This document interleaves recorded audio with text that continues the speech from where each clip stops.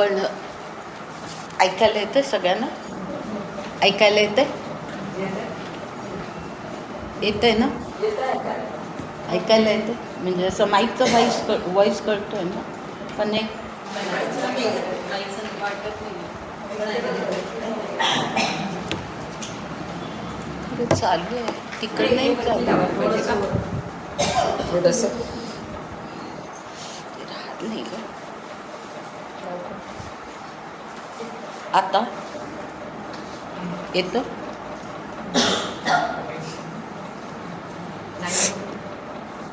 नाही येते माईकचा नाही येत. काय झालं हे तर चालू आहे.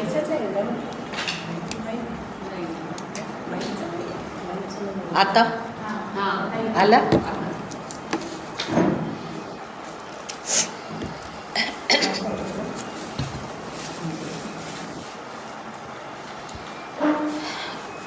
आपण ह्या 7व्या अध्यायातल्या जो भाग आपण पाहिला तो सगळा आपण रिव्हाइज गेल्या वेळेला अगदी थोडक्यामध्ये, पण साधारण विसरलो होतो म्हणून एक आठवण म्हणून आपण सगळं पाहिलं. आता त्याच्यानंतर ज्या श्लोकांचा उल्लेख अगदी शेवटी केलेला होता त्या श्लोकांपासून आता सुरुवात करायची आपल्याला. आणि ते जे 2 श्लोक आहेत ते म्हणजे 15वा आणि 16वा श्लोक आणि त्याच्यावरच्या ओव्या. त्या ओव्या सगळ्या सलग आहेत म्हणून मी असं वेगळं सांगत नाही आहे. म्हणजे साधारण जर तुम्ही पाहिलं तर मला वाटतं 107 ओवी आहे. त्याच्यानंतर पुढे थोडे 1-2-3 शब्द म्हणून ते माते चुकले इथपर्यंतचा जो भाग आहे तो 15व्या श्लोकाचा आहे. आणि त्याच्या पुढे ऐका चतुर्विध मज भजले हा जो भाग आहे तो 16व्या श्लोकाचा आहे. त्याच्या पुढचा भाग आता आपण त्या ओव्या पाहणार आहोत. पण ह्या श्लोकांमध्ये असलेले 2 जे शब्द आहेत ते इतके महत्त्वाचे आहेत, म्हणजे ह्या संदर्भामध्ये इतके महत्त्वाचे आहेत आणि त्याचा हवा तेवढा उल्लेख या ओव्यांमध्ये नाही आहे असं मला स्वतःला वाटतं. म्हणून मी आधी त्या श्लोकांमधल्या त्या 2 शब्दांचा उल्लेख करते. जर तुम्ही 15वा आणि 16वा हे 2 श्लोक जर पाहिले तर तुम्हाला लक्षात येईल की त्याच्यामध्ये पहिल्या 15व्या श्लोकामध्ये दुष्कृती असा शब्द आहे, बरोबर आहे ना? आणि 16व्या श्लोकामध्ये सुकृती असा शब्द आहे. आणि मी जिथे आधी थांबवलं होतं त्यावेळेला मी असं म्हटलं होतं की हे जे 2 शब्द आहेत हे आपण नीट ते विचारात घेणं आवश्यक आहे. कारण आणि म्हणून त्याचा थोडासा उल्लेख आता आधी करते. पुढच्याही थोड्या भागामध्ये तो येणारच आहे उल्लेख. पुढच्याही श्लोकाचा ज्या वेळेला आपण अर्थ आणि ओव्यांचा अर्थ पाहू त्यावेळेलाही तो उल्लेख येणार आहे. तर एकूण लक्षात ठेवा की आपण सुकृती आणि दुष्कृती ह्या दोन्ही शब्दांचा जो उल्लेख आहे तो जो महत्त्वाचा मी म्हणते तो आपण पाहतो. आणि आता अगदी सुरुवातीला मी एवढंच सांगते की हे जर 2 शब्द पाहिले सुकृती आणि दुष्कृती ह्याच्यामध्ये समान शब्द कुठला आहे? कृती, बरोबर आहे? कृती म्हणजे वर्तन, आचरण. म्हणजे या ठिकाणी ज्याला दुष्कृती म्हटलंय त्याचा अर्थ काय की अयोग्य वर्तन, दुराचरण म्हणजे दुष्कृती. आणि सुकृती ज्याला म्हटलंय त्याचा अर्थ सदाचरण म्हणजे आचरणावरती इथे सगळा भर दिलेला आहे. की तुमच्या मनामध्ये भाव काय आहे ह्याच्यापेक्षा सुद्धा तुमचं आचरण कसं आहे ह्याचा त्या ठिकाणी उल्लेख आहे आणि तो आपल्याला इथे नीट लक्षात आला पाहिजे. असं सहज जाता जाता सुकृती आणि दुष्कृती हे शब्द आपले अर्थ लक्षात घ्यायचा आणि पुढे जायचं असंच आपण केलं तर ते चुकीचं होईल. कारण या ठिकाणी आचरणासंबंधी भगवंत काहीतरी बोलत आहेत आणि जिथे दुष्कृती असा शब्द वापरलेला आहे त्या ठिकाणी त्याचा म्हणजे आचरण, वाईट वर्तन, दुराचरण. आणि मग तो जो श्लोक तुम्ही पाहिला तर तिथे काय म्हटलं आहे की न माम प्रपद्यन्ते, म्हणजे हे जे दुष्कृती असतात, जे दुराचारी लोक असतात ते माझ्यापर्यंत येतच नाही, ते माझी प्रार्थना किंवा माझी उपासना ते करतच नाही. न माम प्रपद्यन्ते, प्रपद्यन्ते शब्द पुढे आहे, लक्षात आलं ना, म्हणजे ते जोडून घ्या म्हणजे अर्थ बरोबर लक्षात येईल. न माम प्रपद्यन्ते म्हणजे माझी ते उपासना करत नाही, ते माझ्यापर्यंत येऊच शकत नाहीत, मी त्यांना कधी प्राप्त होणंच शक्य नाही. कारण का तर ते दुष्कृती आहे. हां, आता त्या ठिकाणी हे जे दुष्कृती आहेत ते पुन्हा त्यांनी 3 त्याच्यामध्ये प्रकार सांगितले, बरोबर आहे ना, की एक म्हटलंय मूढाहा, असं म्हटलंय मूढाहा म्हणजे अज्ञानी, मूर्ख, मूर्ख आहे, अज्ञानी आहे, ज्ञान नाहीच आहे आणि त्यामुळे दुष्कृती करतो. म्हणजे ज्याला ज्ञानच नाही, कसं वागावं हेच मुळी माहिती नाही, तो माणूस मूढ आहे, मूर्ख आहे आणि म्हणून अज्ञानी आहे, म्हणून त्याच्या हातून दुराचरण घडतं. पण मग काही का असे ना आचरण तर वाईट घडतं, त्यामुळे तो माझ्यापर्यंत म्हणजे ईश्वरापर्यंत तो पोचू शकत नाही. त्यानंतर पुढे म्हटले नराधम, म्हणजे नर म्हणजे माणूस, मानवातला अधम, माणसातला अगदी अधम, सर्वात खालच्या प्रतीचा, अत्यंत खालच्या प्रतीचा नराधम, तोही माझ्यापर्यंत पोचू शकत नाही. म्हणजे तो न माम प्रपद्यन्ते, हे सगळ्याला लावून घ्यायचं. मूढा न माम प्रपद्यन्ते, नराधमा न माम प्रपद्यन्ते. आणि मग पुढे काय म्हटलंय त्यांनी, म्हणजे बघा ह्याच्यात आणि पुढचा जो भाग आहे त्याच्यामध्ये एक फार महत्त्वाचा फरक आहे आणि तो असा आहे की इथे पुढच्या भागामध्ये म्हटलं आहे मायया अपहृत ज्ञाना आसुरम भावम आश्रितो, म्हणजे अशी काही माणसं असतात की जे मायेमुळे, आणि माया ह्याचा अर्थ आता माहिती आहे आपल्याला, बरोबर आहे ना, माया ह्याचा अर्थ मिथ्या, आभास असा नव्हे, माया ह्याचा अर्थ अपरा प्रकृती, सगळं जे काही अपरा प्रकृतीमधले जे सगळे काही माणसाची वैशिष्ट्य असतात ती, तर अशा मायेनी अपहृत ज्ञान, म्हणजे ज्याचं ज्ञान मायेमुळे म्हणजे या अपरा प्रकृतीमध्ये, कनिष्ठ प्रकृतीमध्ये राहिल्यामुळे ज्याचं ज्ञान, सगळं ज्ञान झाकलं गेलं आहे, ज्याचं ज्ञान नष्ट झालं आहे, त्याचा अर्थ अपहृत ह्याचा दोन्ही अर्थ होऊ शकतो की एकतर झाकलं गेलं किंवा नष्टच झालं आहे, म्हणजे ज्ञान असूनसुद्धा त्याला काही उपयोग नाही. आणि अशा प्रकारे असा जो असतो तो त्याच्या बाबतीत काय म्हटलं आहे की असा जो असतो म्हणजे विवेक ज्याचा भ्रष्ट झाला आहे, असा मी शब्द एक सांगितला होता गेल्या वेळेला, की विवेक ज्याचा भ्रष्ट झाला आहे कशामुळे, तर ज्ञानमुळे ते त्याचं नष्टच झालेलं आहे, मायेमध्ये गुंतला आहे तो सगळ्या, आणि त्यामुळे मग असा जो असतो त्याला त्यांनी काय म्हटलं आहे, आसुर म्हटलं आहे.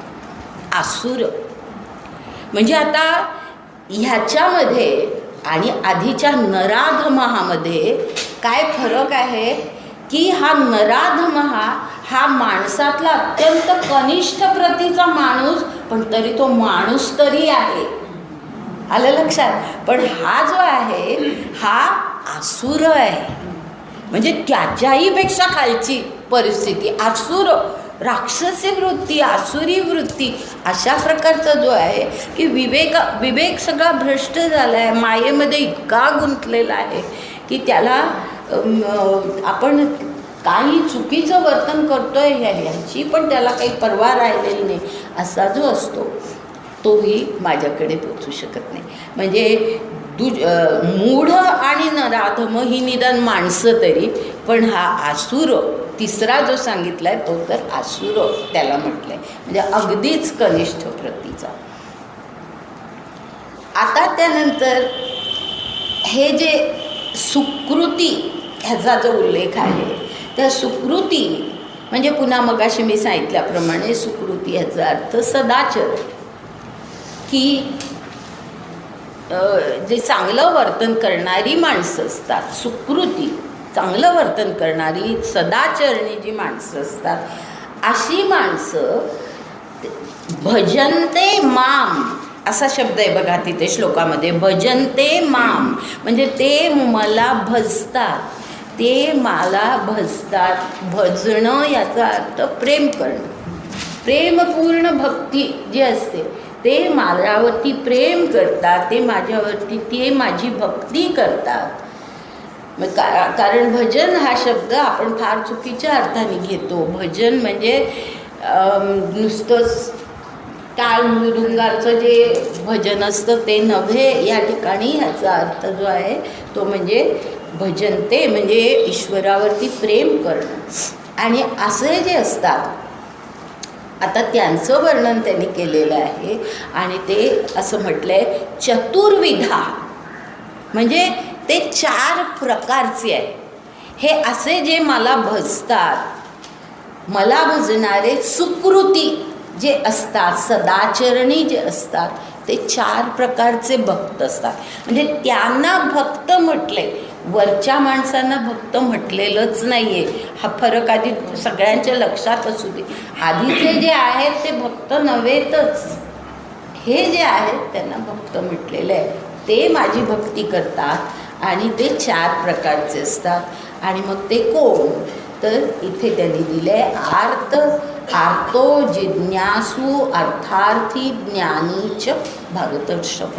म्हणजे अर्जुना असे 4 प्रकारचे भक्त, सुकृती करणारे 4 प्रकारचे भक्त म्हणजे हे आर्तभक्त, जिज्ञासू, अर्थार्थी आणि ज्ञानी. पण मी गेल्या वेळेला मी सांगितलं होतं हे श्लोकामध्ये हा असा क्रम असला तरीसुद्धा उच्च नीचता ह्याचा जर क्रम आपण लावला तर ह्याच्यामध्ये अर्थार्थी हा सर्वात कनिष्ठ, अर्थार्थी हा सर्वात कनिष्ठ म्हणजे तो सुकृती, पण तरीसुद्धा अर्थार्थी हा सर्वात कनिष्ठ दर्जाचा भक्त. त्याच्यानंतर जिज्ञासू, आता म्हणजे काय हे सगळं मी सांगते. त्याच्यानंतर जिज्ञासू, त्याच्यानंतर आर्त आणि सर्वात वर ज्ञान. सर्वात श्रेष्ठ भक्त जो कोणतं तो ज्ञान असं सांगितलं.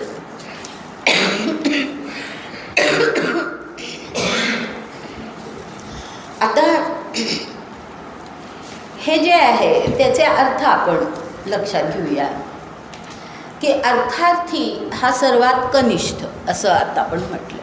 तर अर्थार्थी हा सर्वात कनिष्ठ असं का, तर ह्याचं मुख्य कारण म्हणजे हा जो भक्त असतो तो काहीतरी त्याला हवं असतं, त्याला काहीतरी मिळवायचं असतं, त्याला काहीतरी हवं असतं, म्हणून तो ईश्वराची भक्ती करतो, म्हणून तो ईश्वराची भक्ती करतो.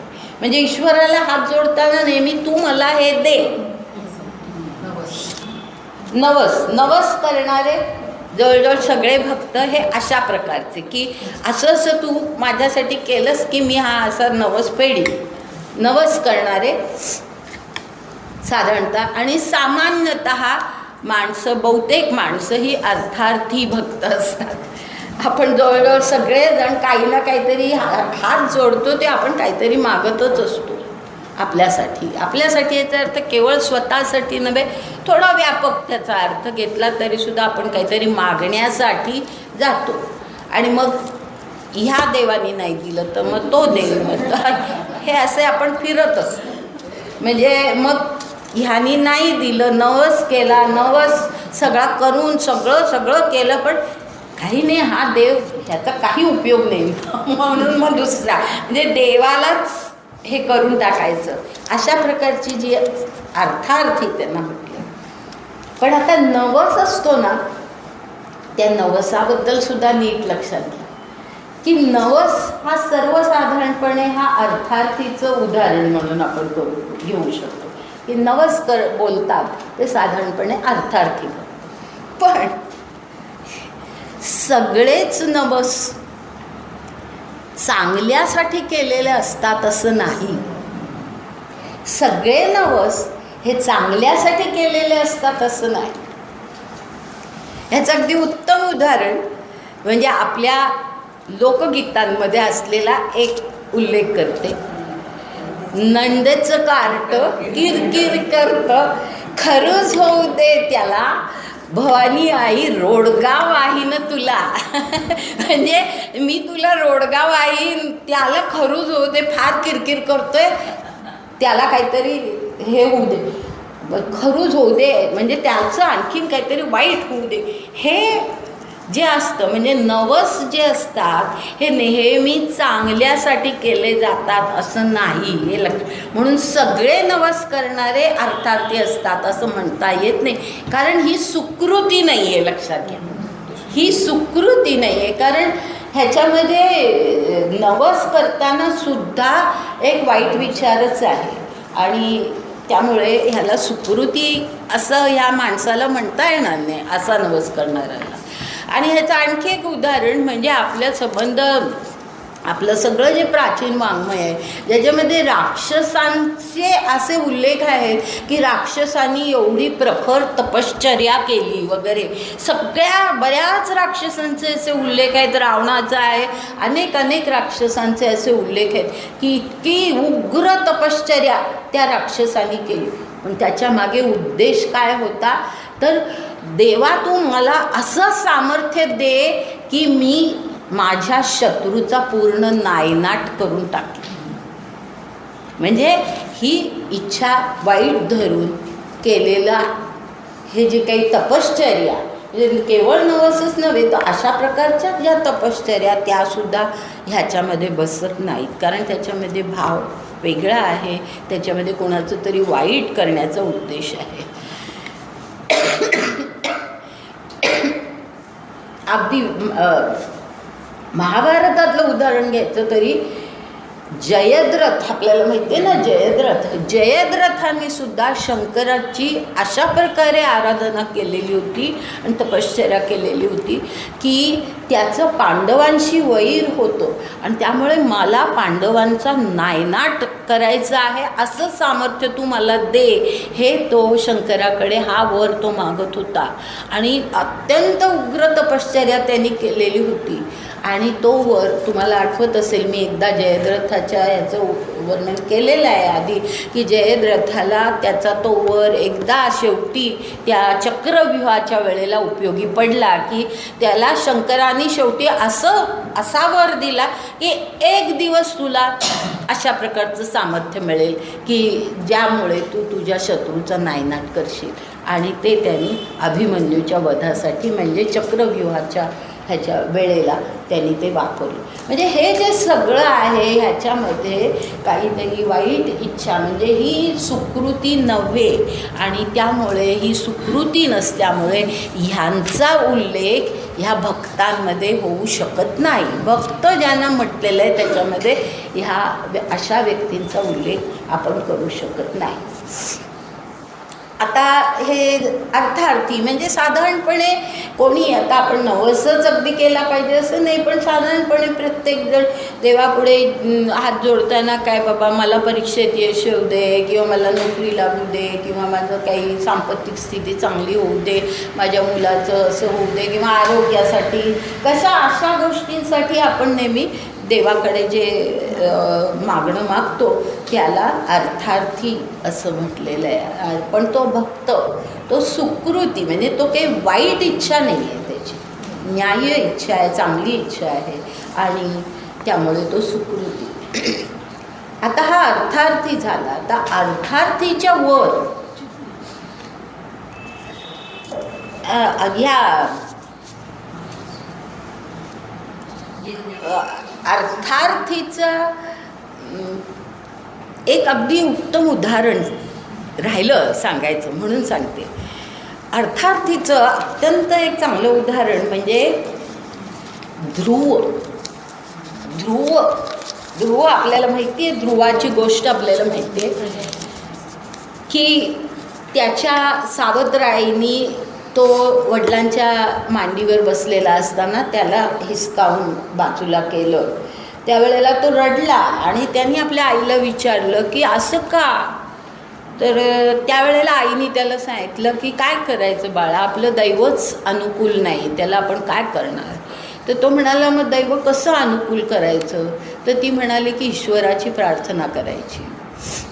अगदी सातत्याने ईश्वराची प्रार्थना करायची. त्यावेळेला ध्रुवाने असं हे केलं की मला ईश्वर दिसेपर्यंत मी डोळे उघडणार नाही. तो माझ्यासमोर ज्या वेळेला येईल त्यावेळेला मला कळेल आणि मी डोळे उघडीन. तोपर्यंत मी त्याचं हे करत राहणार, त्यात भक्ती करत राहणार. आणि मग 6 महिन्यांचा काळ गेला आणि त्यानंतर ईश्वर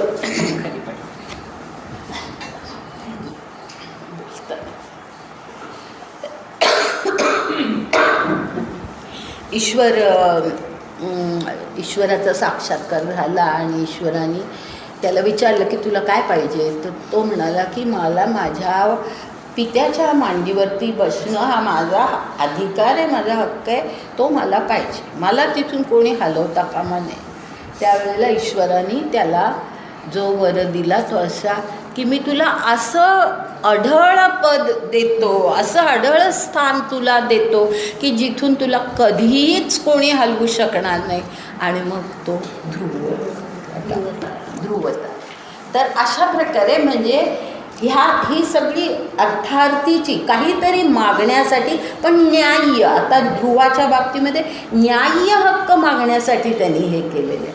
त्यांनी बाकी कोणाचं काही वाईट व्हावं वगैरे असं काही म्हटलेलं नाही. माझा जो न्याय्य हक्क आहे तो मला मिळाला पाहिजे ही त्यांनी मागणी केली आहे ईश्वराकडे. आणि त्यामुळे तो सुकृतीमध्ये आणि भक्त, सुकृती करणारा भक्त यामध्ये येतो.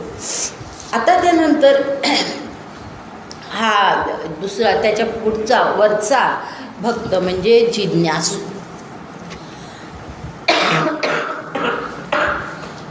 हा जो जिज्ञासू असतो ह्याला जाणून घेण्याची इच्छा असते, जाणून घेण्याची. जशी सगळ्या संशोधकांना असते की हे काय आहे, निसर्ग म्हणजे तरी काय. किंवा आता न्यूटननी जे हे केलं की फळ खाली पडतं हे त्यांनी पाहिल्यानंतर असं का होतं ह्याच्या मागे जो काही परिश्रमपूर्वक त्यांनी सगळा अभ्यास केला त्याच्यातून गुरुत्वाकर्षणाचा शोध त्यांनी लावला.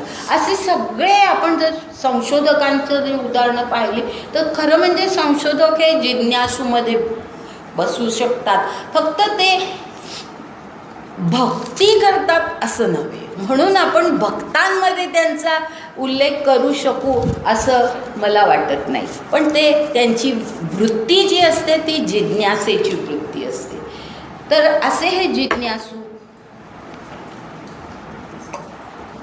मग आता हे भक्त नव्हे असं जर आपण म्हटलं तर मग जिज्ञासू भक्त कोण हेही आपल्याला माहिती असलं पाहिजे. आणि मग त्याचं उत्तर असं आपल्याला मिळतं की जिज्ञासू म्हणजे कसली जिज्ञासा.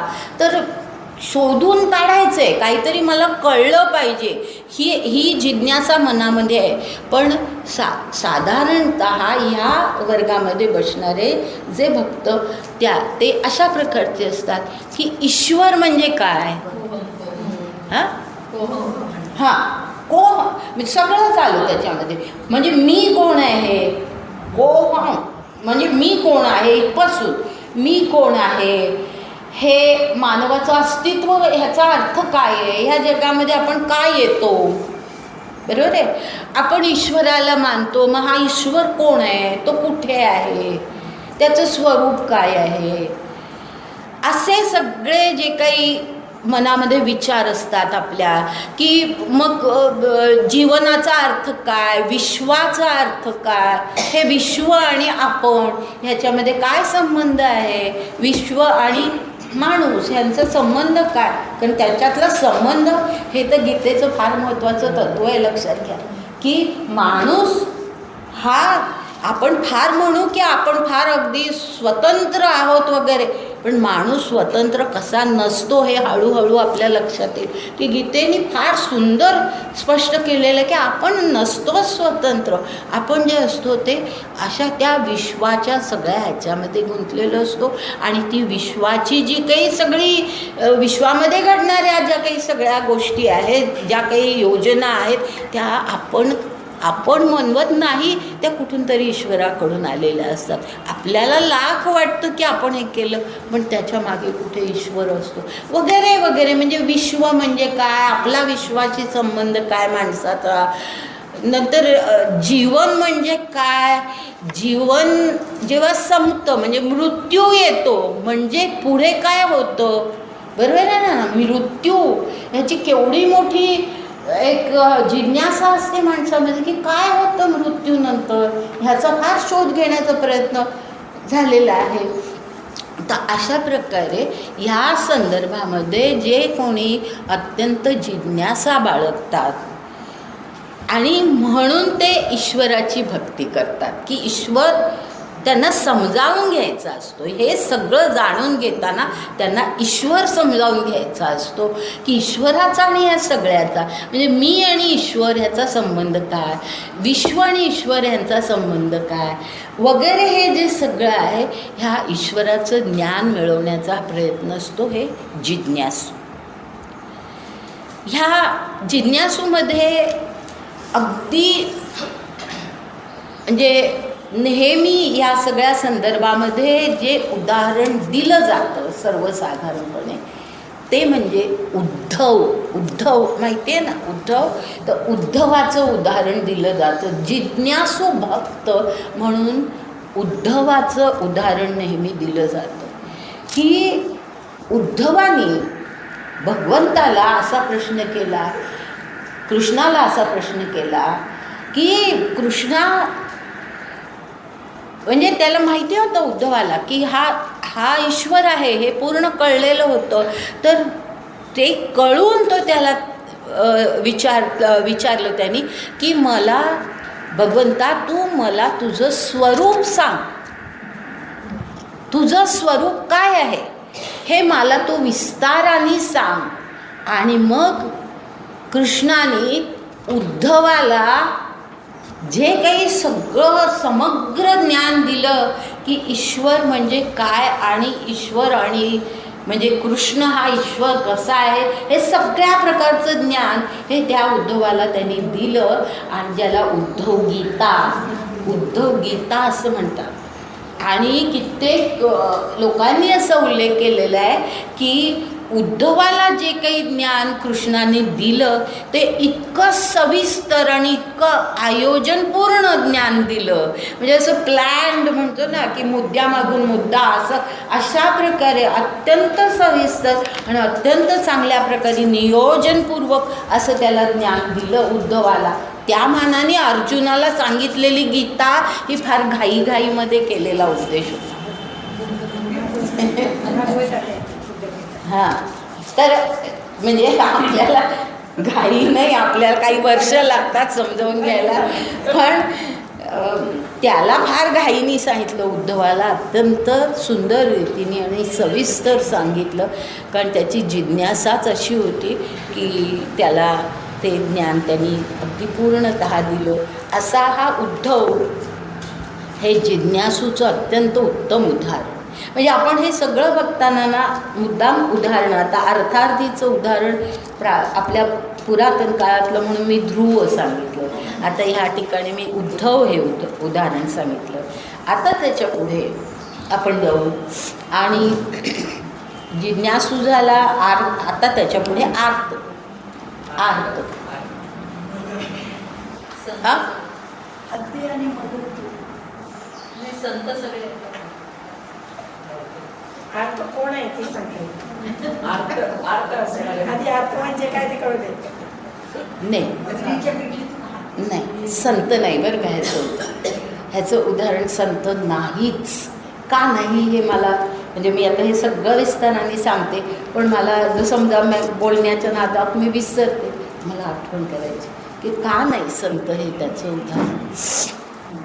मगर आणि हत्ती म्हणतात. हो, मगर आणि हत्तीचं जे आहे ना ते आज गजेंद्र मोक्ष. गजेंद्र हत्तीचं उदाहरण. हां, आता आर्त जे आहे ना, आर्त भक्त म्हणजे असा भक्त की जो अशा काहीतरी परिस्थितीमध्ये अडकलेला आहे की ज्याच्यातून कुठल्याही आधारे तो स्वतःची सुटका करून घेऊ शकतच नाही. त्यावेळेला ज्या आर्ततेने आर्तता म्हणतो ना आपण, आतून त्याचं ते काही बाहेर पडतं सगळं. म्हणजे जे काही तो ईश्वराला हाक मारेल ती सुद्धा अशी काही हाक असते की ती पोचलीच पाहिजे ईश्वरापर्यंत, अशा प्रकारे ती हाक असते. तर असं आतून आलेलं अंतःस्फुरण असतं ते त्याचं. आणि ते जे असतं आर्तता त्याच्यामध्ये असते, उत्कटता त्याच्यामध्ये असते. लक्षात घ्या, अत्यंत उत्कटता त्याच्यामध्ये असते की आता म्हणजे अशा प्रकारची उत्कटता की आता माझा सगळा भार तूच उचल ईश्वरा. द्रौपदी, माझा सगळा भार हा ईश्वरा फक्त तूच उचलू शकतोस, बाकी कोणीही मला आधार देऊ शकत नाही, कोणीही माझ्या मदतीला येऊ शकत नाही. इतकी म्हणजे आर्तता, त्याला हाक मारताना सुद्धा जी आर्तता असते, जी आतून काहीतरी आलेलं स्फुरलेलं असतं, ती जी भक्ती असते ती आर्त भक्ती असते. आर्त. आणि ह्याची उदाहरणं म्हणजे द्रौपदी. आपण थोडंसं त्या सगळ्याचं विवरण करूया. द्रौपदी. दुसरं आणखी एक महाभारतातलं आणखी एक उदाहरण म्हणजे अभिमन्यूची पत्नी उत्तरा. तिने पण असंच उत्कटतेने कृष्णाला हे केलं की आता तूच मला वाचवू शकतोस यातून, आणि कृष्ण आलेलाच होता तिथे. ही आर्तभक्ती असते. आणि तिसरं जे तुम्ही सांगितलं गजेंद्र हत्तीचं एक उदाहरण आपल्या पुराणात आहे. ही कथा जी आहे गजेंद्र हत्तीची, ती आहे ती पुराणातली कथा आहे. ह्या दोन आहेत त्या महाभारतातल्या कथा आहेत की आता फक्त तूच माझा आधार आहेस, तूच मला ह्यातून सोडवू शकतो, अशा प्रकारे अशा आर्ततेने हाक मारलेली आहे. आता द्रौपदीने जी हाक मारली त्याच्यामध्ये आर्तता, कारण प्रसंग आपण जर लक्षात घेतला तर आपल्या लक्षात येतं की त्या कौरव सभेमध्ये भीष्म, द्रोण सगळे म्हणजे वयोवृद्ध आणि ज्ञानवृद्ध अशी सगळी माणसं समोर बसलेली आहेत. कोणी तिच्या मदतीला येत नाही आहे, कोणीही तिला मदत करू शकत नाही आहे. म्हणजे धृतराष्ट्र वगैरे तर सोडाच, पण हे जे आहेत यांनी काही केलं नाही. म्हणजे तिने प्रश्नसुद्धा विचारला भीष्मांना, पण तरीसुद्धा भीष्म गप्प राहिले, उत्तर पण दिलं नाही भीष्मांनी. त्यालाही वेगळं कारण होतं, आपण इतक्या सखोल जायचं नाही आहे. पण असं की एकूण त्यांनी मदत केली नाही. द्रौपदीचे 5 पती तिथे आहेत, कोणीही तिच्या मदतीला आलं नाही. अर्थात ते दास होते. लक्षात घ्या की ते दास होते, ते काही करण्याचा अधिकारच त्यांना नव्हता. सगळं अधिकारमुळे त्यांनी गमावून टाकले होते, अशी परिस्थिती होती. आणि त्यामुळे पती नाही, ते बाकी कोणी नाही, कौरव सभेतलं कोणीही तिला आधार देत नाही. हे पाहिल्यानंतर तिने कृष्णाला जी हाक मारली, महाभारतामध्ये इतकी सुंदर त्याचं हे आहे, गोविंद द्वारकावासीन कृष्ण गोपी जनप्रिय असं म्हटलेलं आहे. गोविंद द्वारकावासीन कृष्ण गोपी जनप्रिय असं म्हटलंय तिने. आणि अशी आर्ततेने त्याला हाक मारली की तो धावून म्हणजे त्यांनी तिच्या पुढची जी समस्या होती त्याच्यातून तिची सुटका केली.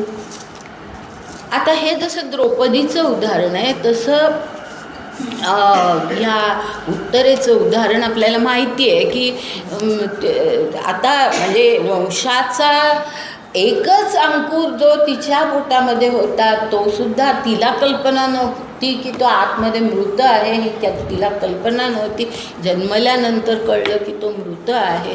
आणि मग तिला काय शोक झाला असेल की आता वंशाला कोणी नाही आणि आपला पुत्रही गेला. म्हणजे दोन्ही दृष्टीने तिला जे काही दुःख झालं त्या ह्याच्यातून तिने जी काही तृष्णालाच की तूच आता मला वाचवू शकतोस यातून इतकी आर्त हाक म्हणजे जी उत्कटता ह्याच्यामध्ये आहे लक्षात घ्या. आणि म्हणून हे जी सगळी उदाहरणं आहेत ना ही जर तुम्ही लक्षात घेतली तर जिज्ञासूपेक्षा हा आर्तभक्त हा उच्च का तर त्याचं कारण हे की कुठल्याही प्रसंगामुळे का असेना त्याच्यामध्ये अत्यंत उत्कटता आहे. उत्कटता हे त्याचं वैशिष्ट्य. हे त्याचं वैशिष्ट्य की इतक्या उत्कटपणे इतक्या आर्ततेने तो आर्तभक्त भगवंताची हे करतो विनवणी करतो की तूच आता माझा आधार आहे. आणि आता गजेंद्र हत्तीचं उदाहरण असंच आहे की हा गजेंद्र हत्तीचं पुराणामध्ये आहे ते. आणि ते असं उदाहरण आहे की सगळे हत्ती असे रानातून जात असताना हा पाणी पिण्यासाठी म्हणून एका तळ्याच्या तिथे गेला आणि पाणी प्यायला म्हणून पाय असा एक पुढे केलेला असताना मगर आली सुसरीने त्याचा पाय धरला. आणि आपल्याला माहिती आहे सुसरीचा जबडा म्हणजे असा असतो की त्याच्यातून कुठल्याही प्रकारे सुटका होऊ शकत नाही. त्यांनी खूप प्रयत्न केले आणि त्याच्यात असं की ती पाण्यात होती आणि हा म्हणजे थोडासा पाण्यात आणि थोडा बाहेर. जर समजा ती जमिनीवर असती तर हत्तीने एका पायाने तिला तुडवून टाकलं असतं पण ती शक्यता नव्हती. ती पाण्यात असल्यामुळे ती सुरक्षित राहिली. आणि मग अशा वेळेला त्यांनी त्याच्याबरोबर जे बाकीचे हत्ती आणि त्याच्या हत्तीणी त्याच्या ज्या होत्या लक्षात घ्या म्हणजे पती पत्नीचं नातं त्याच्या हत्तीणी होत्या बरोबर. त्यांनी पहिल्यांदा त्याला सोडवण्याचा प्रयत्न केला ओढून काढण्याचा प्रयत्न केला पण शेवटी ज्या वेळेला ते अशक्य दिसलं त्यावेळेला सगळ्या हत्तीने निघून गेल्या. आणि मग त्याला असं लक्षात आलं की ह्या प्रसंगामध्ये कोणीही मला आधार नाही आहे. आणि मग ती जी काही एक अतींद्रिय अशी जी काही एक शक्ती आहे तीच शक्ती मला आता वाचवू शकेल. म्हणून त्या शक्तीची उपासना त्यांनी त्या नदीतलं एक कमळ म्हणजे अर्थात ते काही त्याला कदाचित रागाने पण हे केलं असेल पण एक असा वर्णन आहे पुराणामध्ये की एक कमळ उपटलं आणि हे केलं पुढे फेकलं आणि अशा प्रकारे शेवटी त्याची सुटका ही ईश्वराने केली त्या मगरीच्या ह्याच्यातून. तर असं गजेंद्र हत्तीचं म्हणजे पुराणातल्या कथा ज्या आहेत ना त्या म्हणजे अगदी खूप मोठ्या विश्वसनीय आहेत असं नाही. हे लक्षात घ्या की हे खूप वेळेला काय असतं पुराणं जी लिहिली गेली त्याचा उद्देश काय होता हे आपण लक्षातच घेत नाही. आपण त्याच कथांना आणि त्याच सगळ्याला त्याच देवदेवतांना आपण खरं मानतो. पण त्या पुराणांमध्ये असलेल्या कथा ह्या मुख्यतः अशासाठी होत्या की माणसाला योग्य मार्ग कळावा योग्य धर्म कळावा अशा परिस्थितीत काय केलं पाहिजे हे माणसाला कळलं पाहिजे म्हणून त्या कथा लिहिल्या गेल्या. की त्याचा अर्थ असा नाही की आता पुराणामध्ये काय काय म्हणजे मी आता समाजशास्त्र शिकवत होते म्हणून मला माहिती आहे, मी अनेक गोष्टींचं वाचन केलं की पुराणांमध्ये पहा अशा प्रकारच्या कथा आहेत की ज्याच्यामुळे आपल्या संस्कृतीमध्ये काही चुकीची मूल्य कशी निर्माण झाली. पातिव्रत्य हे मूल्य आपल्या समाजामध्ये होतं आहे आणि ते बरोबर आहे, त्याला काहीच हे नाही. पण पातिव्रत्याचं अतिशयोक्ती पूर्ण वर्णन हे पुराणांमध्ये आपल्याला दिसतं. आणि ते कसं, तो पुराणामध्ये एक गोष्ट अशी आहे की जर पत्नीला सांगितलं की तू मला वेश्येच्या घरी घेऊन जा, तरी तिने ते केलं पाहिजे. म्हणजे पतिव्रता ह्याचं इतकं एक्स्ट्रीम, ह्याला पातिव्रत असं नाही आहे. म्हणजे काही वेळेला त्याचे चुकीचे म्हणजे त्या कथा आल्या, मग एकावरून दुसरी कथा निर्माण झाली, त्याचं थोडी अतिशयोक्ती करणं. अजूनसुद्धा नाही का आपले लेखक काय किती अतिशयोक्तीपूर्ण लिहित असतात, ते काही सगळं थोडंच खरं असतं. तर अशा प्रकारे हे पुराणं अशा प्रकारे पुराणांवरती फार मोठा विश्वास त्यातल्या कथांवरती ठेवायचा, किंवा ती विश्वासाचा अर्थ की ती मूल्य आपण स्वीकारायची असा त्याचा अर्थ नव्हे. ती आपल्या संस्कृतीतली मूल्य अजिबात नाही आहेत. पण ह्या अशा ज्या कथा आहेत ना, त्यातून आपल्याला जो अर्थ कळतो तो मात्र आपण लक्षात घ्यायचा. की आता गजेंद्र हत्तीचं उदाहरण हे पुराणामध्ये आहे. त्याच्यामध्ये खरा भाग काय आहे की ज्या वेळेला वेळ येते त्यावेळेला कोणीही आपल्या मदतीला येत नाही, हा भाग आहे.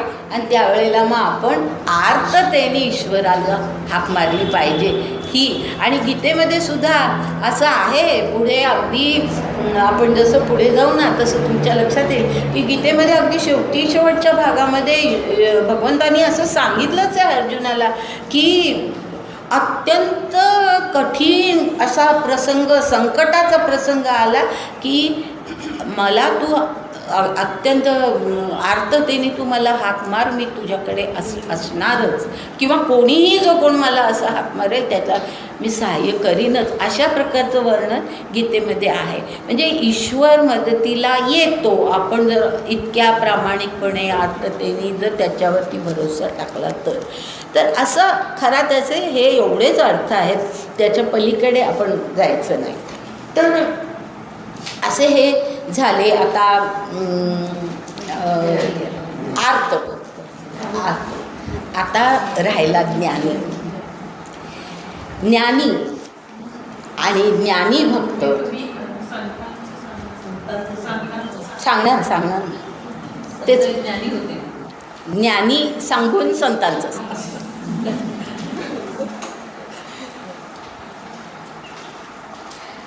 आता हे जे ज्ञानी भक्त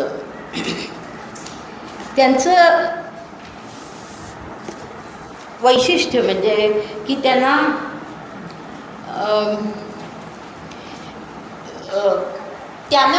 ह्या आता आधीचे 3 भक्त आणि हा शेवटचा ज्ञानी भक्त ह्याच्यामधला अत्यंत महत्त्वाचा एकच फरक, सगळे सुकृती, पण हा जो ज्ञानी असतो त्याला काहीही मागायचं नसतं. काही मागण्यासाठी तो ईश्वराची उपासना करत नाही, भक्ती करत नाही. त्याचं ईश्वरावर प्रेम खूप असतं, पण काही मागण्यासाठी नसतं. हे त्याचं सर्वात महत्त्वाचं वैशिष्ट्य.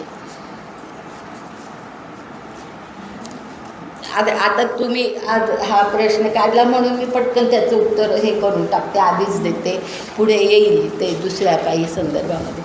की हे जे असतात ज्ञानी भक्त हे काहीही मागण्यासाठी ते ईश्वराची आराधना करत नाही. बाकीचे हे सगळे जे आहेत ते ईश्वराची आराधना काहीतरी मागण्यासाठी, काहीतरी संकटातून सोडव, मला हे पाहिजे म्हणून, किंवा मला ही सगळी ज्ञान मिळावं म्हणून वगैरे वगैरे काहीतरी मागण्यासाठी ते ईश्वराची आराधना करतात. ज्ञानी भक्त जो असतो तो ज्ञानपूर्णच असतो, त्याला ईश्वराचं ज्ञान असतंच आणि काहीही त्याची मागणी काही कुठल्याही प्रकारची नसते. आणि म्हणून लक्षात घ्या की संत हे ज्ञानी भक्त म्हणू आपण म्हणूच शकत नाही, कारण संत काही मागत नाहीत. आत्मज्ञानी सुद्धा ईश्वराकडे, ज्याला आत्मा आपण आत्मा आहोत हे ज्याला कळलेलं आहे, तो ह्या प्रपंचातलं काय मागणार. आपण शरीर आहोत हे त्यांनी हा विचार त्यांनी बाजूला सोडलाय. मग त्याला काय हवंय? त्याला आत्मज्ञान तर झालेलं आहे. म्हणजे त्याला तो जिज्ञासू पण असू शकत नाही, तो आर्त पण असू शकत नाही, तो अर्थार्थी पण असू शकत नाही, आर्त सुद्धा असू शकत नाही. हे लक्षात घ्या की कितीही संकट त्याच्यावरती आलं तरी सुद्धा ईश्वरा तू माझ्यासाठी धावून ये आणि माझी सोडवणूक कर असं ज्ञानी भक्त म्हणत नाही. म्हणून संत हे ज्ञानी भक्ताच्या वर्गामध्ये बसत नाहीत, कारण संत काहीही मागत नाही. संतांचं वैशिष्ट्यच असं आहे की काय शंका काय आर्तांचं बसत नाही ना ते, ज्ञानीचं बसतं. कोण संत? ते ज्ञानीच आहे, ते ज्ञानीच आहे. त्यांना काहीही या जगातलं काहीही नको आहे. मग ते काय मागणार आहेत? फार तर मागितलं तर ईश्वराचा साक्षात्कार. पण ज्ञानच त्यांना असं झालेलं की ईश्वराचा साक्षात्कार कदाचित त्या ह्याच्यापर्यंत ते पोचलेले सुद्धा असतील, पण ते सुद्धा ते मागत नाहीत. कुठल्याही परिस्थितीमध्ये ते काहीच मागत नाहीत. आणि ह्याची अगदी उत्तम उदाहरणं म्हणजे तुम्ही हे संतांचं उदाहरण सांगितलं म्हणून मी आणखी नावं घेऊन तुम्हाला आता उदाहरणं सांगते की रामकृष्ण परमहंस, त्यांचं उदाहरण बघू आपण. रामकृष्ण परमहंस केवढा दिव्य माणूस, दिव्य मानव ज्याला म्हणतात, असा दिव्य मानव खरं म्हणजे. रामकृष्ण परमहंसांना घशाचा कॅन्सर झालेला होता, घसा फुटला होता पूर्णपणे आणि त्यांना इतक्या प्रचंड वेदना होत होत्या, ते तळमळत असायचे. त्यावेळेला त्यांच्या काही भक्तांनी म्हणजे त्यांचे जे अनुयायी होते त्यांनी कोणी त्यांना विचारलं की तुम्ही आमची सगळ्यांची सोडवणूक करता ह्या कालीमातेला हे करून, त्या देवीला हे करून आवाहन करून तुम्ही आमची सोडवणूक करून देता, मग तुम्ही तुमची स्वतःची का करून घेत नाही? तुम्ही जर सांगितलं तर ह्या वेदना तुम्हाला होणार नाही, तुम्ही का असं करत नाही? असं त्यांचे भक्त त्यांना विचारत होते. त्यांनी 2 प्रकारे ह्याची उत्तरं दिली. एकदा ते असं म्हणाले की ती आई आहे माझी, ते आईच म्हणत असं, ती माझी मा आहे, ती माझी माता आहे आणि तिला माहिती आहे, आईला माहिती असतं आपलं दुःख काय आहे ते. तर माझं दुःख हे तिला कळतं आहे, पण तरीसुद्धा ती जर काही करत नसेल ना तर ते ठीक आहे. म्हणजे जे असेल ते ॲक्सेप्ट करणं, लक्षात घ्या. असेल तसं आपण स्वीकारणं हा मोठा गुण ज्ञानी भक्ताचा असतो, जो संतांमध्ये असतो. आलं लक्षात की रामकृष्ण परमहंस हे अशा प्रकारची ही माणसं की त्याने कधी कुठल्याही याच्यामध्ये काही मागितलं नाही.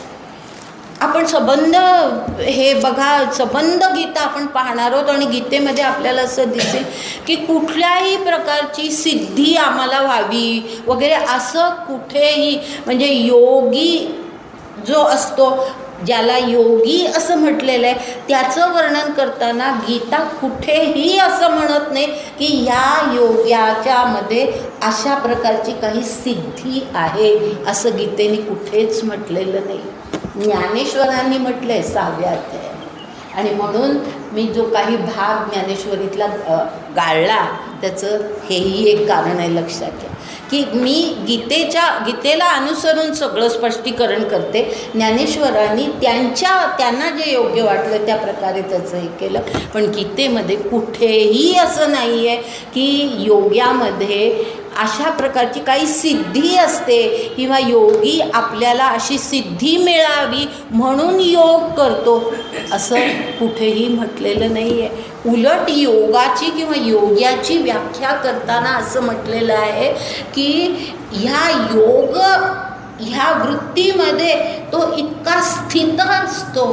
स्थित लक्षात घ्या. अगदी तो ज्या वेळेला तो श्लोक येईल त्यावेळेला तुमच्या लक्षात येईल मी काय म्हणते ते, की तो इतका स्थित असतो. त्या यस्मिन स्थितो असं म्हटलं आहे. म्हणजे या परिस्थितीमध्ये योगी, या परिस्थिती योगी याचा अर्थ युक्त असलेला, परमेश्वराशी युक्त असलेला तो योगी. तर त्या अवस्थेमध्ये तो इतका स्थित असतो की त्याला काही मागण्याची वगैरे ही गरजच वाटत नाही, इच्छाच राहत नाही. कारण आणि दुसरं म्हटलंय की तो कुठल्याही परिस्थितीमध्ये विचलित होत नाही असं त्या श्लोकात आहे. कुठल्याही परिस्थिती योग्याची व्याख्या किंवा योगाची व्याख्या करताना असं म्हटलंय गीतेमध्ये, येईल ते त्यावेळेला तुम्हाला आठवेल मी हे सांगितलं होतं म्हणून, की असं म्हटलेलं आहे की योगी जो असतो तो अशा काही अवस्थेमध्ये स्थित असतो की कुठलंही संकट येऊ दे, सगळी दुःख कोसळू दे, सगळी दुःख कोसळू दे त्याच्यावरती तो विचलित होतो. तो विचलित होत नाही, तो स्थित असतो. आत्मतृप्त असा. आत्मतृप्त म्हणा किंवा तो स्थिर. स्थिर हे जास्ती शब्द, म्हणजे तृप्तीचा अर्थ काही वेळेला आपण चुकीचा घेतो म्हणून तृप्ती हाही शब्द मी वापरत नाही. तो स्थिरच असतो, तो स्थिर असतो. त्याला कुठल्याही गोष्टीमध्ये तो विचलित होत नाही. आपण विचलित होतो म्हणून आपण संकटातून सुटका करून घेण्यासाठी ईश्वराची प्रार्थना, बरोबर आहे ना, की मला सोडो बाबा या परिस्थितीतून असं. कारण आपण घाबरून गेलेलो असतो, आपण विचलित झालेलो असतो, ते दुःख आपल्याला सहन होत नाही. मग ते सगळे अर्थ काय, अर्थार्थी काय, हे सगळे तुम्ही आपण आधीचे पाहिले तर लक्षात येईल की ते अशासाठी भक्ती करतात की ते विचलित झालेले असतात त्या परिस्थितीमध्ये किंवा स्थिर नसतात. जिज्ञासूसुद्धा स्थिर नाही, कारण पूर्ण ज्ञान झालेलं नाही, त्यामुळे तो स्थिर नाही. तर योग्याची व्याख्याच अशी केलेली आहे गीतेमध्ये, येईल पुढे कुठेतरी ते. तर अशा प्रकारे हा विचलित होत नाही आणि त्यामुळे संत हे ह्या वर्गामध्ये कधीच बसू शकत नाहीत. म्हणजे संत स्थिर असतात कुठलीही परिस्थिती येऊ. अरे तुकाराम बघा, उदाहरणच घेऊया आपण तुकारामांचं. तुकाराम म्हणतात, बरे केले देवा निघाले दिवाळे, बरी कृपा केली या दुष्काळे, असं अशा प्रकारचा काही अभंग आहे त्यांचा. म्हणजे ह्या दुष्काळाला फार बरं झालं देवा म्हणतात. आपण कधी म्हणू का आपलं दिवाळं निघालं? आपण कधी असं म्हणणारच नाही की बरं झालं म्हणून. ह्याला तुकाराम व्हावं लागतं. म्हणजे ही जे आहे ना, हे संत, त्यांना कुठलीही परिस्थिती येऊ दे ते स्थिर असतात. म्हणून तुकारामांनी म्हटलंय, ठेविले आनंदे तैसेची राहावे, चित्ती असो द्यावे समाधान, चित्ती असो द्यावे समाधान. हे आपल्यासारख्यानं जमणारी गोष्ट नाही आहे. चित्ती असो द्यावे समाधान, ठेविले आनंदे तैसेची राहावे, ह्याचं ना फार चुकीचा अर्थ घेतला गेलेला आहे. आणि एक पुस्तक मी खूप वर्षांपूर्वी मी एक पुस्तक वाचलं होतं, त्यावेळेला मला वेळ नव्हता, पण मला असं खडसून मला त्या लेखकाला सगळं त्याचं त्यांनी लिहिलेल्या गोष्टींबद्दल मला सगळं असं उल्लेख करायचं होतं. मला आता नावही आठवत नाही, पण त्याच्यात त्यांनी अगदी ठेविले अनंत ह्याचा उल्लेख केला आहे. ह्याचं कारण काय आहे माहिती आहे का? हे जे तुकारामांचे अभंग, ज्ञानेश्वरांच्या अभंग म्हणा, ओव्या म्हणा, आपण समजावूनच घेतल्या नाही किंवा कोणी आपल्याला सांगितल्या नाहीत आणि त्यामुळे हे असे चुकीचे अर्थ घेतले गेले. कोणीतरी आपल्याला सांगायला पाहिजे. आपल्या समाजामध्ये ही शिकवणच चुकीची दिली गेली की ठेविले अनंत ऐसेची राहावी. म्हणजे मग काय असेल, जे आहे ती परिस्थिती ठीक आहे, म्हणजे काही प्रयत्नच करायचा नाही, ही वृत्ती आपल्या समाजामध्ये निर्माण झाली असं त्या लेखकाचं म्हणणं होतं.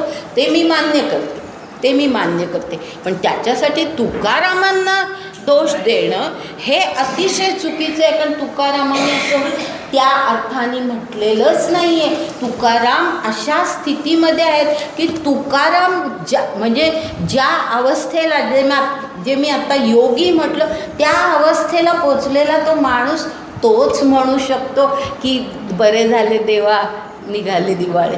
हे आपण म्हणू शकू का? तोच म्हणू शकतो. किंवा ठेविले अनंत तैसेची राहावे चित्ती असो द्यावे समाधान. आणि तुकारामांचं सगळं जीवन तसंच आहे ना की चित्ती असो द्यावे समाधान. आपण नसतो असे. आपण अर्थात याचा अर्थ असा नव्हे की आपण प्रयत्न करायचे नाही. आपण प्रयत्न जरूर करायचे. पण ह्या इतक्या अवस्थेला पोचलेले ही जी माणसं आहेत ना त्यांची परिस्थिती आणि आपली परिस्थिती याच्यामध्ये खूप मोठा फरक आहे. आपण त्यांच्याशी आपल्या मापाने आपण त्यांना मोजायचं नाही. तुकारामांना कुठल्या मापाने मोजायचं माहिती आहे का? त्याच्या बाबतीत एक सुंदर हे आहे. तुकिता तुलनेसी ब्रह्म तुकासी आले.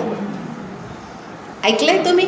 तुकिता तुलनेसी ब्रह्म तुकासी आले असं म्हटलेलं आहे. म्हणजे तुकारामांची तुकिता म्हणजे त्यांची तुलना करून काय ह्यांची योग्यता आहे असं ठरवण्याचा प्रयत्न केला तर ब्रह्मच आलं. ब्रह्म तुकासी आले. म्हणजे ब्रह्म आणि तुकाराम हे एकाच अवस्थेमधले हे ब्रह्मज्ञ माणसं.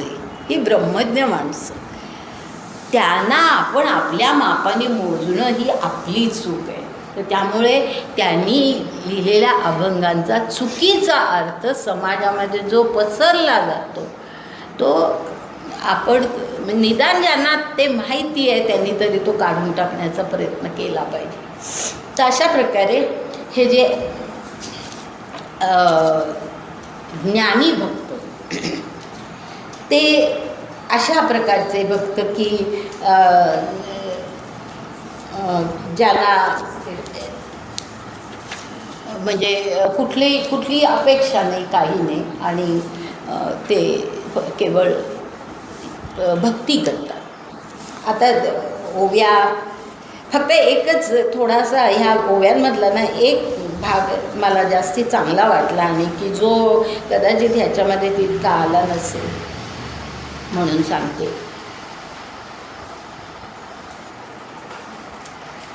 हे ओव्या ज्या आहेत ना 16व्या नंतर ज्या दिलेल्या आहेत ओव्या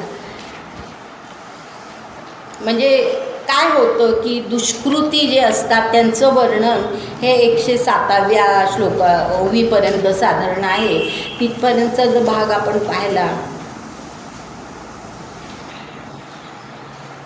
म्हणजे ते कसे असतात की जे बहुता एका अवांतरू अहंकाराचा भूत संचारू जाहला म्हणून विसरू आत्मबोधाचा.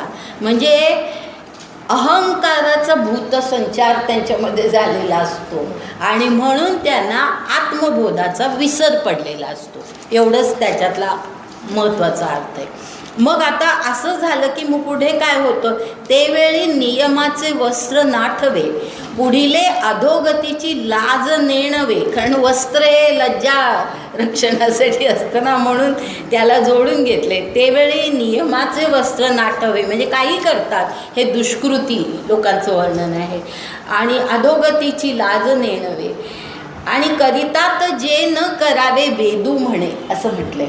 आता या ठिकाणी वेदू ह्याचाही अर्थ फार संकुचित घेऊ नका. वेदू ह्याचा अर्थ केवळ वेद असा नव्हे. वेदू ह्याचा अर्थ ज्ञानाचे सगळे जे काही ग्रंथ आहेत म्हणजे वेद आहे, वेदांत आहे, इतर सगळे जे आहेत ग्रंथ त्या सगळ्यांचा उल्लेख त्यामध्ये आहे.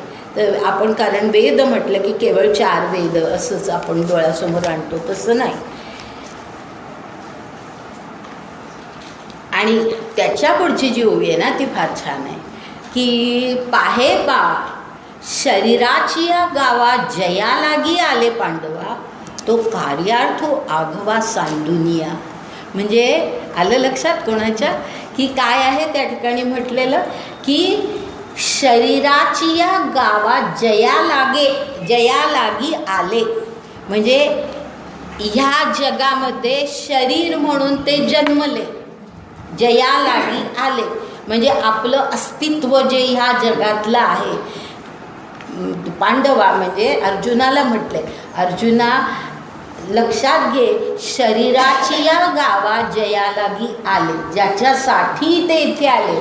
म्हणजे हा जो मनुष्य जन्म आपल्याला मिळालेला आहे तो कशासाठी आहे, तर आपल्या आत्म्याचा अधिक उद्धार करण्यासाठी हा मनुष्य जन्म आहे. अधिक विकासाची प्रक्रिया वर चढावी अशासाठी हा जन्म आहे.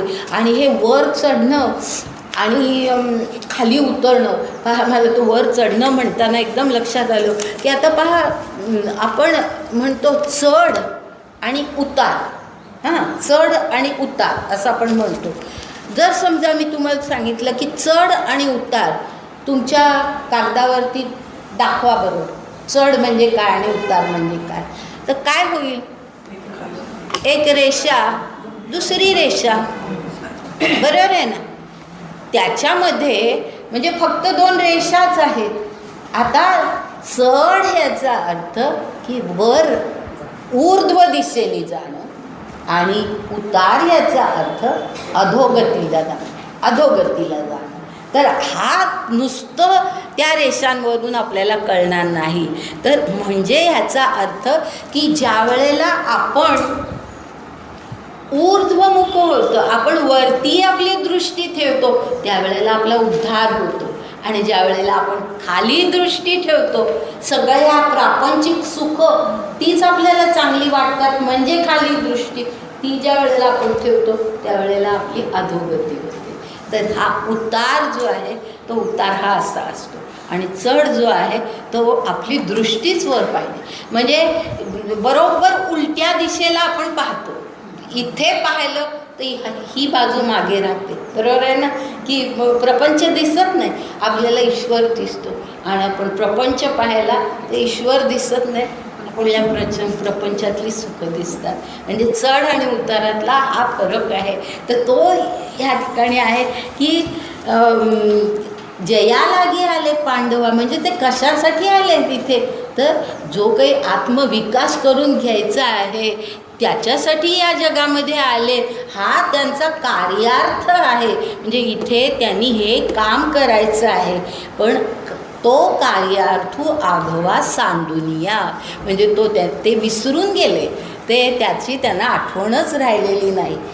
आणि मग काय अशा प्रकारचे ते जे असतात, आता पुढे मग ते विकार त्यांच्यामध्ये येतात, अहमपणा येतो वगैरे वगैरे सगळं आहे. मी सगळं आता ते पुढे घेत नाही, पण एवढंच आहे की जे ग्रासिले माया, म्हणजे ते मायेने ग्रासून जातात. आता हे सगळं तुम्हाला समजते म्हणून मी सगळे शब्द त्या ओव्यांमधले घेतले नाहीत. जे ग्रासिले माया म्हणून ते माते चुकले, कारण त्यांची दृष्टी खाली गेली, वरती ते पाहतच नाही आहेत ईश्वराकडे, आणि म्हणून ते माते चुकले, म्हणजे ईश्वराला ते चुकले, ईश्वर त्यांना प्राप्त होऊच शकत नाही. जे त्या ईश्वराकडे दृष्टी ठेवून वर चढतात त्यांनाच फक्त ईश्वर प्राप्त होऊ शकतो. आणि मग पुढे म्हटले, ऐका चतुर्विध मज भजले, म्हणजे आता हा 16व्या श्लोकातला आहे. चतुर्विध मज भजले, जी आत्महित केले वाढते गा. अर्थ कळतोय ना आता सगळा. तो पहिला आरतू म्हणजे, दुसरा जिज्ञासू बोलीजे, तिचा अर्थार्थी जाणीजे, ज्ञानिया चौथा, असं म्हटलेलं आहे. आता ओव्या कळल्या आहेत, श्लोकही कळला आहे. आज मी इथे थांबते. पुढचा श्लोक काय ना, पण कारण ह्याचं इतकं सगळं विवेचन मला आवश्यक वाटत होतं म्हणून मी ते जास्ती सविस्तर घेतलं. जरा लवकर थांबवलं.